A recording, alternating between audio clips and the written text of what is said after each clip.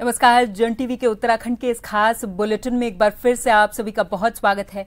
मैं हूं आपके साथ प्रियंका तिवारी। खबरों को विस्तार से जानेंगे, लेकिन उससे पहले एक नजर हेडलाइंस पर। सीएम पुष्कर सिंह धामी की अध्यक्षता में मंत्रिमंडल की बैठक। आंगनबाड़ी कार्यकर्ताओं की पदोन्नति के लिए आ सकता है प्रस्ताव। कई अहम निर्णयों पर लगेगी मुहर। नैनीताल हाईकोर्ट ने किच्छा एसडीएम को किया तलब। कल पेश होने के निर्देश। 2023 से अब तक पालिका का चुनाव घोषित न करने का मामला।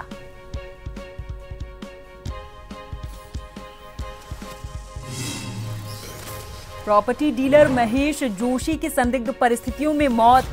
कोतवाली के पास शव रखकर परिजनों ने किया प्रदर्शन। तनावपूर्ण हालात होने पर अतिरिक्त जाब्ता तैनात।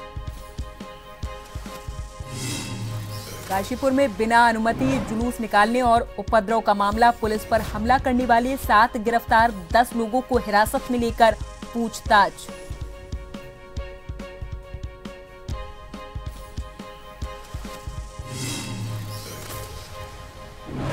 और डोईवाला के राजकीय स्नातकोत्तर महाविद्यालय में छात्र संघ चुनाव। एनएसयूआई और एबीवीपी ने उतारा पूरा पैनल। आज से नामांकन 2 पद छात्राओं के लिए आरक्षित।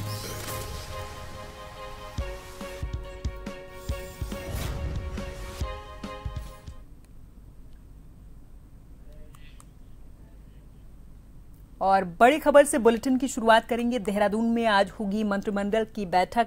धामी मंत्रिमंडल की बैठक होने वाली है। सीएम पुष्कर सिंह धामी की अध्यक्षता में आयोजित होगी ये बैठक। सचिवालय में सीएम पुष्कर सिंह धामी पहुंचने वाले हैं। आंगनबाड़ी कार्यकर्ताओं की पदोन्नति के लिए प्रस्ताव आ सकता है। इसके अलावा वन विभाग, पशुपालन विभाग, बाल विकास विभाग, कृषि विभाग सहित अन्य विभाग से भी प्रस्ताव आ सकते हैं।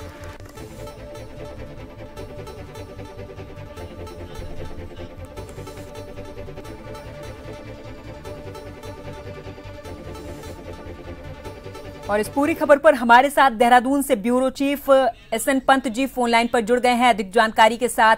पंत जी, आज धामी मंत्रिमंडल की एक बार फिर से बैठक होने वाली है। सीएम पुष्कर सिंह धामी पहुंचने वाले हैं।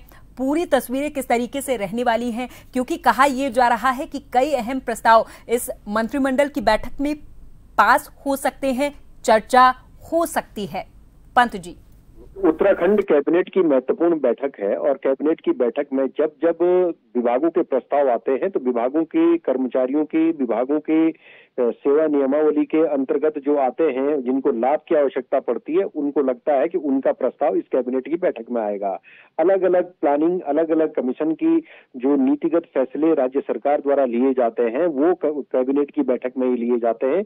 विभागों के प्रस्तावों को पारित किया जाता है। जैसे हम सोलर स्वरोजगार, मुख्यमंत्री स्वरोजगार योजना की बात करें तो उसमें मुख्यमंत्री सौर स्वरोजगार योजना में अभी तक लोगों को सब्सिडी नहीं मिल पाई है। उसको लेकर उरेडा की तरफ से एक प्रस्ताव कैबिनेट के माध्यम से आज उस पर चर्चा हो रही है और कैबिनेट में उस पर अंतिम निर्णय अगर होता है तो लिहाजा कैबिनेट के निर्णय के बाद विभाग के अधिकारियों को एक रास्ता मिल जाएगा कि कितने समय में कितना धन उनको सब्सिडी का जो लाभार्थी हैं उनको पहुंचाना होगा। इसका सीधा लाभ मिलेगा। ऐसे ही पशुपालन विभाग की ओर से उत्तराखंड में मुख्यमंत्री गौ पालन योजना, मुख्यमंत्री की तरफ से, राज्य सरकार की तरफ से कुक्कुट पालन योजना, मत्स्य पालन योजना के लिए सरकार की तरफ से अलग अलग प्रस्ताव कैबिनेट के सम्मुख विभाग के स्तर से रखे जा रहे हैं। उस पर भी अंतिम मुहर लग सकती है और इन योजनाओं का प्रचार प्रसार किस रूप में हो, इसको लेकर के भी अंतिम फैसला हो सकता है। इसके अलावा बाल विकास विभाग के साथ ही अन्य विभाग भी हैं जिनके तरफ से प्रस्ताव यहां पर लाया जा रहा है। और इस प्रस्ताव में सबसे बड़ी बात है आंगनबाड़ी कार्यकर्ताओं की जो पदोन्नति है उसका प्रस्ताव बाल विकास, महिला सशक्तिकरण विभाग विकास की तरफ से कैबिनेट के सम्मुख रखा गया है। कैबिनेट को अंतिम निर्णय इस पर लेना है। तो उम्मीद ये भी है क्योंकि आपदा के बाद भारत सरकार को 5,700 करोड़ का जो आर्थिक मदद की गुहार राज्य सरकार की ओर से लगाई गई है, उसको लेकर के 1,200 करोड़ की पहली किस्त के रूप में उसको कह सकते हैं कि प्रधानमंत्री ने उत्तराखंड को सौगात दी है।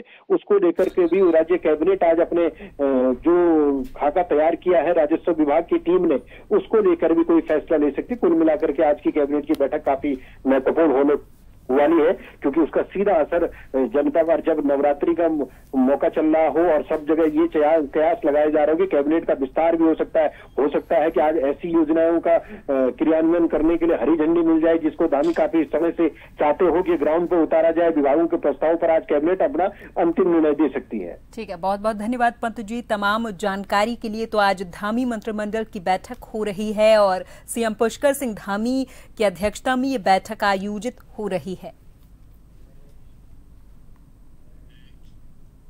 उत्तराखंड हाईकोर्ट ने किच्छा के सिरौली कला में 2023 से अब तक पालिका का चुनाव घोषित न करने के मामले में एसडीएम को 24 सितंबर को कोर्ट में पेश होने के निर्देश दिए हैं। मुख्य न्यायाधीश जी नरेंद्र और न्यायमूर्ति सुभाष उपाध्याय की खंडपीठ के समक्ष इस मामले की सुनवाई हुई है। वर्तमान में सिरौली कला को किच्छा नगर पालिका से पृथक किया जा रहा है, जिसका सिरौली कला क्षेत्रवासी विरोध करते हैं और वो चाहते हैं कि सिरौली कला को नगर पालिका में ही रहने दिया जाए और यहां पर चुनाव करवाए जाएं।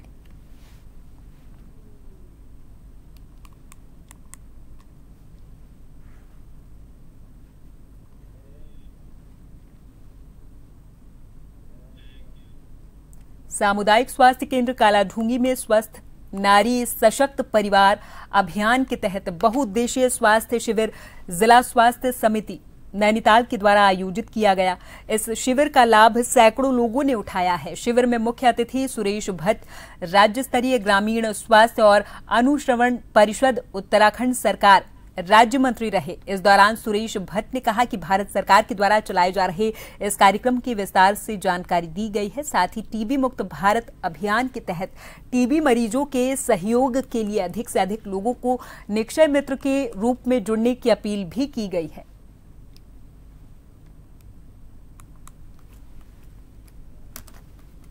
ये कालाढूंगी सामुदायिक स्वास्थ्य केंद्र में चिकित्सा शिविर लग रहा है। इसमें सब प्रकार की स्वास्थ्य की जांच की जा रही है। माननीय नरेंद्र मोदी जी के जन्मदिन से लेकर और 2 अक्टूबर तक ये स्वास्थ्य शिविर पूरे देश प्रदेश में चल रहे हैं। जो आपने बात की है कि इस स्वास्थ्य यहाँ चिकित्सालय में कुछ सुविधाओं की कमी है, निश्चित तौर पर उसको कमी को पूरा करने के लिए आज हमारे चिकित्सा अधिकारी ने भी कहा है यहाँ पर अल्ट्रासाउंड मशीन और महिला चिकित्सक की तैनाती का विषय है, उसके लिए लगातार प्रयास करें। जल्दी अल्ट्रासाउंड मशीन भी लगेगी।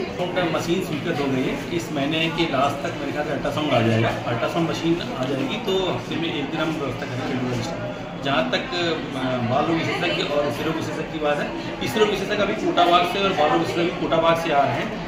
अभी नए हमारे पास 20 के आसपास डॉक्टर्स आएंगे। अगर उसमें अगर बाल रोग विशेषज्ञ एलएमओ की व्यवस्था होती है तो कालाढूंगी में जरूर की जाएगी। पेपर लीक से गुस्साए छात्र छात्राओं ने सोमवार को कालाढूंगी उप जिलाधिकारी को एक ज्ञापन सौंपा। वहीं आज से धरना करने की बात कही है। जानकारी के मुताबिक 21 सितंबर को हुए स्नातक स्तरीय परीक्षा में अनियमितता के संबंध में कुंवर क्लासेस की संचालक गीता कुंवर के नेतृत्व में दर्जनों स्टूडेंट्स ने कालाढूंगी उप जिलाधिकारी परितोष वर्मा को एक ज्ञापन सौंपा और कहा कि इस तरह की घटना से स्टूडेंट्स का भविष्य अधर में लटक रहा। कुछ छात्र छात्रा यहाँ पे आए थे और इनके द्वारा जो कल पेपर लीक का मामला उठ रहा है उसके संबंध में ज्ञापन मुझे प्रेषित किया गया। इसे सक्षम अधिकारी को भेज दिया गया। पूरे प्रदेश में स्नातक स्तरीय परीक्षा आयोजित की गई, जो कि पटवारी, लेखपाल, वीडियो आदि संबंधित विषय से संबंधित थी। तो बच्चों ने इसमें लगभग 1-2 साल से बच्चे लगे हुए हैं, रात दिन मेहनत कर रहे हैं और मामला आया कि कुछ जगहों पर अनियमितता पाई गई। और सबसे बड़ी बात तो पेपर लीक हुआ। 4-5 पेज जो है परीक्षा से 10 बजे पेपर शुरू हुआ और 11:30 बजे करीब वो प्रश्न पत्र जो है वो लीक हो गया। इसके लिए आज देहरादून में और राज्य के अन्य जगहों में भी जगह जगह पर धरना प्रदर्शन हुआ है।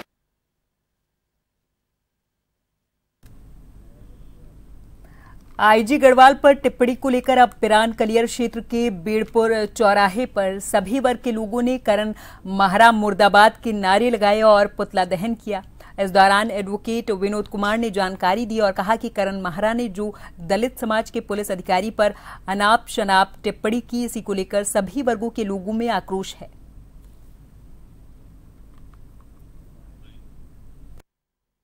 हमारे प्रदेश के यशस्वी मुख्यमंत्री श्री पुष्कर सिंह धामी जी के द्वारा हमारे प्रदेश में जितने भी दलित अधिकारी थे उन सबको एक अहम जिम्मेदारी दी हुई है और इन जिम्मेदारियों से जो कांग्रेस पार्टी जो दलितों के हित की बात करती है या अपने आप को दावा करती है कि हम दलितों के हितैषी हैं, उनके पेट में सबसे ज्यादा दर्द है। जितने भी कांग्रेस के नेता हैं और खासकर मेहरा जी के बारे में कहना चाहूँ, करण मेहरा ने जो ये अनाप शनाप जो बयान दिए हैं एक हमारे दलित पुलिस अधिकारी के खिलाफ, ये इसकी मैं घोर निंदा करता हूँ। और आज उसी के ही उपलक्ष्य में आज हमने करण मेहरा का पुतला दहन किया है।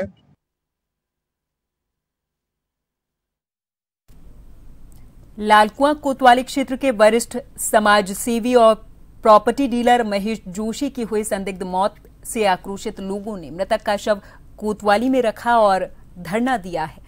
आक्रोशित भीड़ ने जमकर नारेबाजी करते हुए आरोपी राजस्व उपनिरीक्षक की गिरफ्तारी की मांग की है और मामले की गंभीरता को देखते हुए आसपास थानों से बड़ी संख्या में पुलिस बल तैनात किया गया। मृतक महेश जोशी के द्वारा लिखे गए सुसाइड नोट में लालकुआं क्षेत्र की महिला पटवारी पूजा रानी पर उत्पीड़न का आरोप लगाया गया। पटवारी को अपनी मौत का जिम्मेदार पटवारी ने बताया है। वहीं सैकड़ों की संख्या में कोतवाली में पहुंचे ग्रामीणों का प्रदर्शन 3 घंटे तक चलता रहा, लेकिन परिजन आरोपियों की गिरफ्तारी की मांग करते रहे। लालकुआं के विधायक डॉक्टर मोहन सिंह बिष्ट ने इस पर कहा कि मृतक के परिजनों को न्याय का भरोसा देते हुए कोतवाली में पुलिस की कार्य प्रणाली पर सवाल खड़े किए और तत्काल आरोपी की गिरफ्तारी की मांग किए जाने की उच्च अधिकारियों से बातचीत भी की है।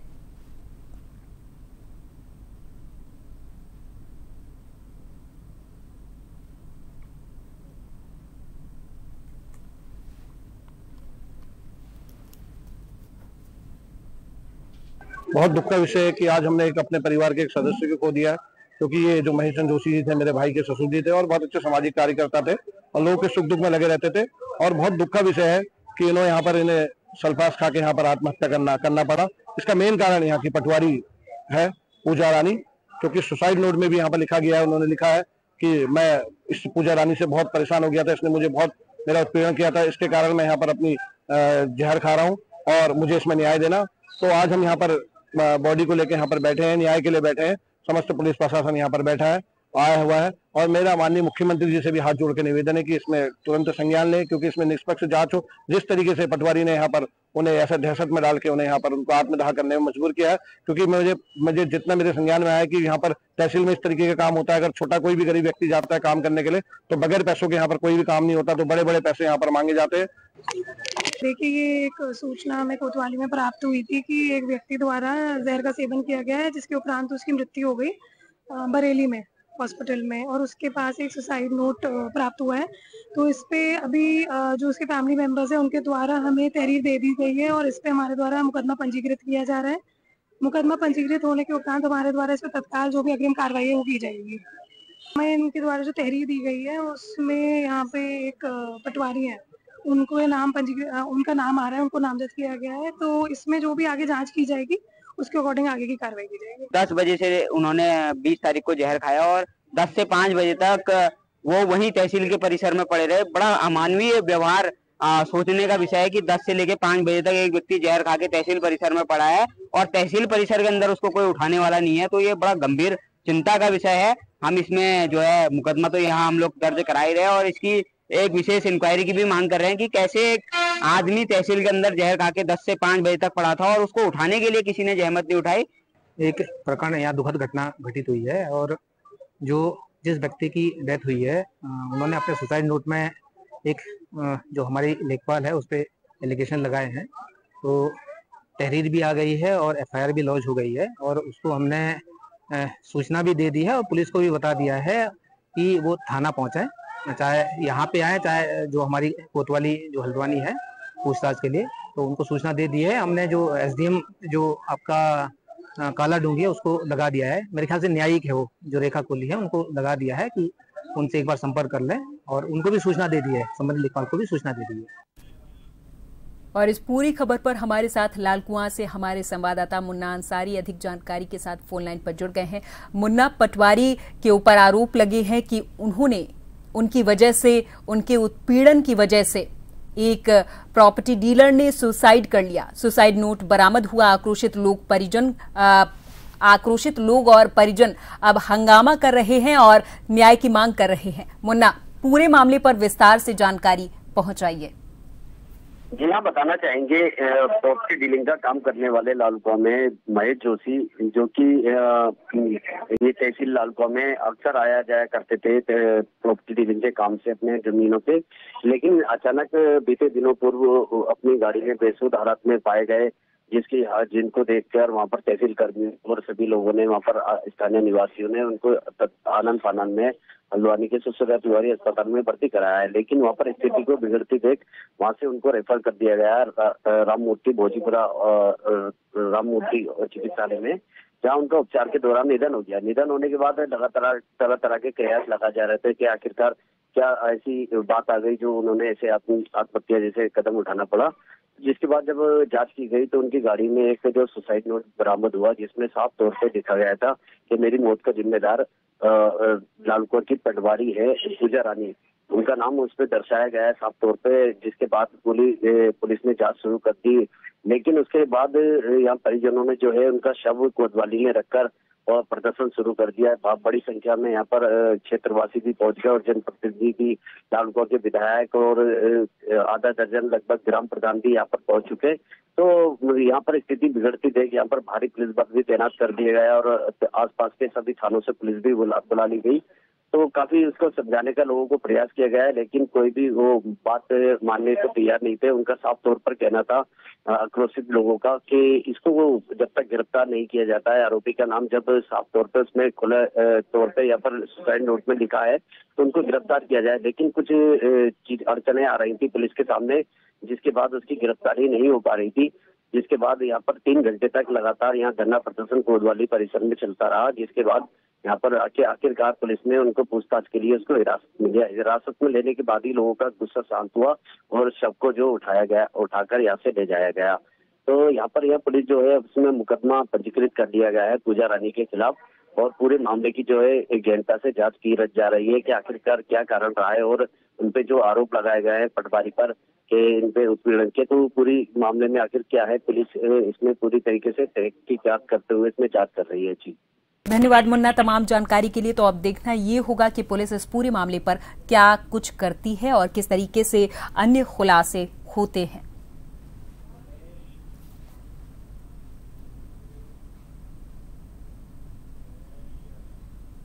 और यहां पर वक्त है एक छोटे से ब्रेक का, फौरन हाजिर होंगे कुछ और खबरों के साथ।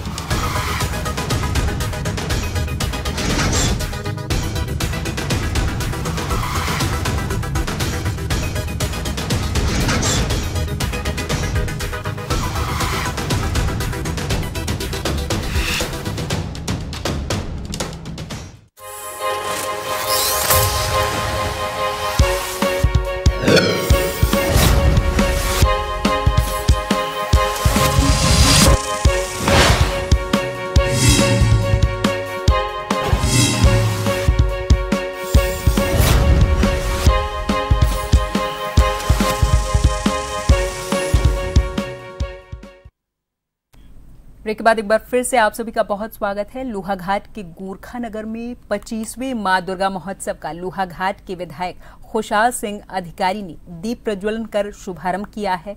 इस दौरान महोत्सव कमेटी अध्यक्ष राजू सार्की और कार्यकारी अध्यक्ष शेखर गोरखा के नेतृत्व में ढोल नगाड़ों के साथ नन्हे छोलिया कलाकारों ने विधायक अधिकारी का जोरदार स्वागत किया है। विधायक अधिकारी ने 25वें मां दुर्गा महोत्सव की महोत्सव कमेटी और समस्त गोरखा नगर वासियों को बधाइयां दी। सभासद आरती देवी की अध्यक्षता और पवन बहादुर के संचालन में हुए इस शुभारंभ कार्यक्रम में नन्हे छोलिया कलाकारों के द्वारा शानदार प्रस्तुति देकर अतिथियों का दिल जीता गया है। छात्राओं के द्वारा मां दुर्गा की स्तुति से कार्यक्रम का शुभारंभ किया गया। विधायक अधिकारी ने कहा कि गोरखा नगर के युवाओं की शानदार सोच के चलते दुर्गा महोत्सव भव्य रूप ले चुका है। जैसे कि अभी आपने कहा, वास्तविकता है। देखिए, एक भवन की बात है कि मुख्यमंत्री घोषणा में यहाँ पर है बहुउद्देशीय भवन की बात गोरखा नगर के लिए की गई थी।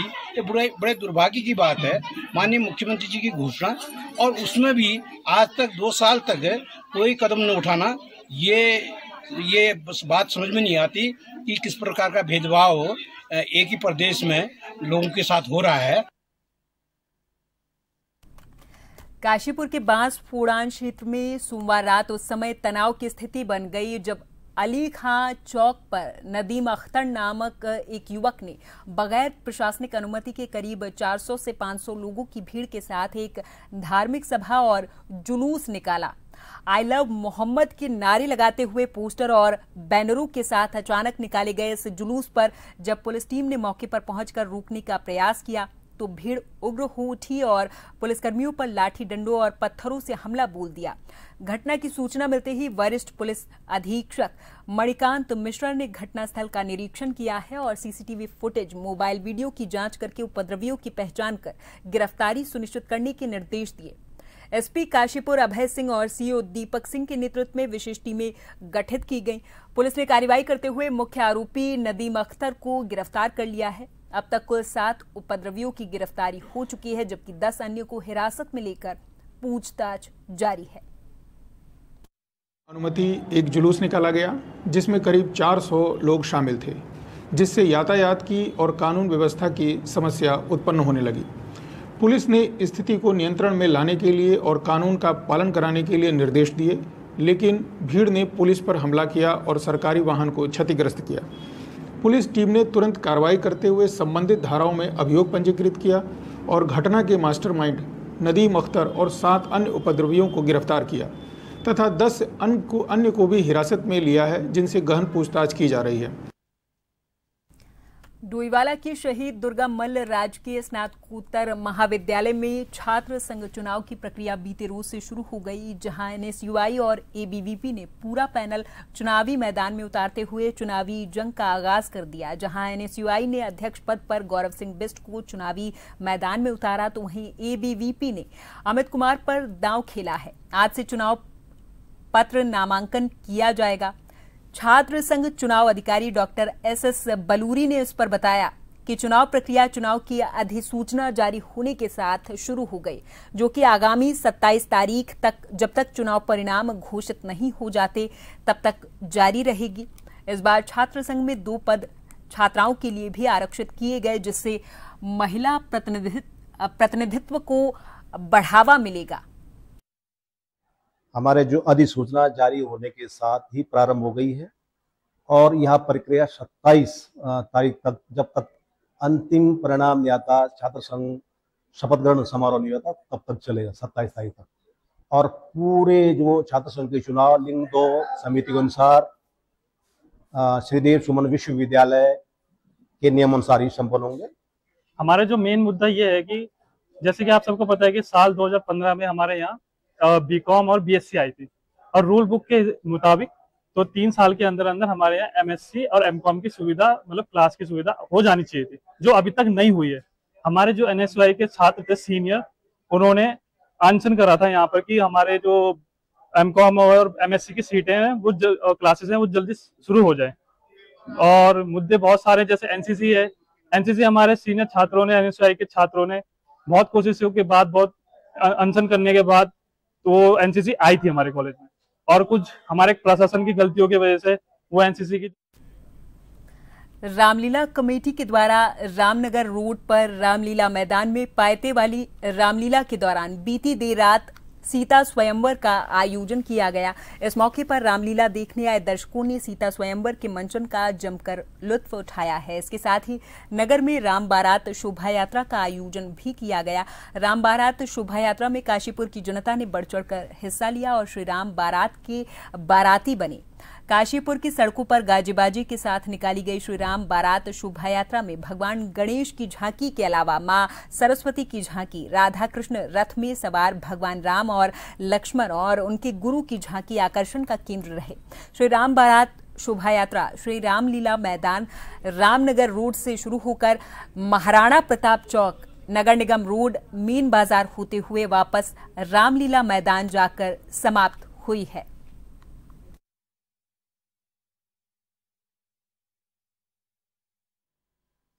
धनुष भगवान राम ने धनुष का खंडन किया। आज राम का विवाह है और हमारे यहाँ 8 झांकी है। हमारी जो मेन झांकी है वो तो राम दरबार की है, राम की है। उसके अलावा दुर्गा जी की झांकी है, राधा कृष्ण की झांकी है, राधा कृष्ण का डांस है और 2 झांकी और है। गणेश सरस्वती जी की है, विश्वामित्र वशिष्ठ जी है, दशरथ जी आगे घोड़े पर सवार हैं जो कि बारात को निमंत्रण देते हुए चलेंगे।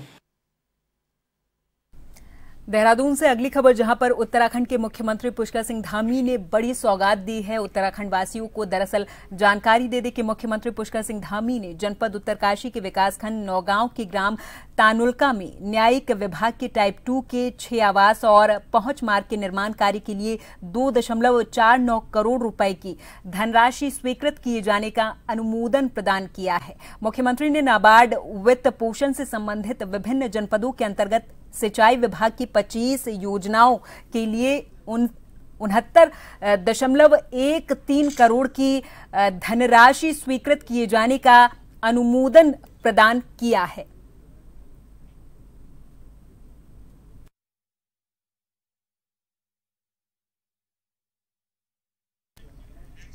तो वहीं मुख्यमंत्री पुष्कर सिंह धामी आज प्रेमनगर में आयोजित जीएसटी बचत उत्सव कार्यक्रम में शामिल हुए। ये आयोजन देश भर में जीएसटी दरों में की गई कटौती को लेकर जन जागरूकता फैलाने और जनता को इसके प्रत्यक्ष लाभों से अवगत कराने के उद्देश्य से किया गया। मुख्यमंत्री धामी ने देहरादून के प्रेमनगर स्थानीय बाजार पहुंचकर व्यापारियों से मुलाकात की है और नए जीएसटी स्लैब के बारे में फीडबैक लिया है और व्यापारियों से आमजन को भी घटे हुए जीएसटी के बारे में जानकारी देने का आग्रह किया है।